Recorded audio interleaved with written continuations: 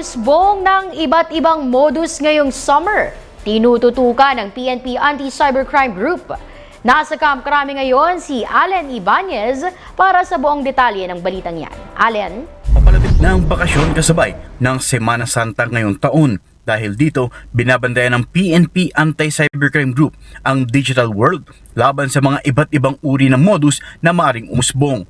Ayon kay PNP ACG spokesperson Lieutenant Wallin Arancillo, kabilang sa kanilang tututukan ang mga nakikita sa social media tulad ng mga accommodation at reservation tours na karaniwang ginagamit ng mga scammer para manghikayat o mangengganyo ng publiko na pumunta sa kanilang mga site. Ang kadalasang modus operandi ng mga cybercriminals ay gumagamit po sila ng mga fake advertisement at pinopost po ito sa mga social media platforms and mga online marketplaces. Ang karaniwang ginagawa nila ay kumukuha sila ng mga photos and video sa mga legit na resorts and accommodation and pinopost nila ito sa murang halaga. Kaya marami po ang nahihikayat o naiengganyo sa ganitong klaseng modus.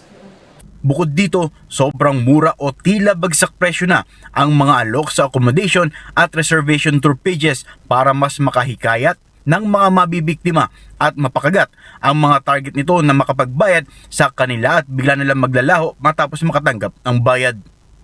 Ayon po sa investigasyon, itong mga nabiktima ng vacation o accommodation scam ay kadalasan pong nakakapagbigay ng mga down payment or full payment na hindi pa po sila nakarating dun sa mismong accommodation. So automatically, binablock po sila online. And meron din pong mga accommodation na ang ganda-ganda dun sa mismong photos and videos. And dun, nung dumating po sila sa mismong lugar, ay iba po yung nakikita nila. Hindi po yung mismo na nakapost sa online po.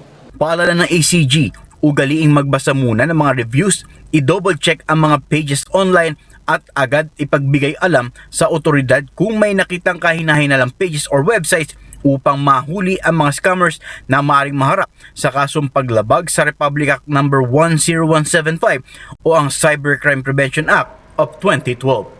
Mula dito sa Camp Crame, ako si Allen Ibanez para sa DATV News Alert. Maraming salamat sa iyo, Allen Ibanez.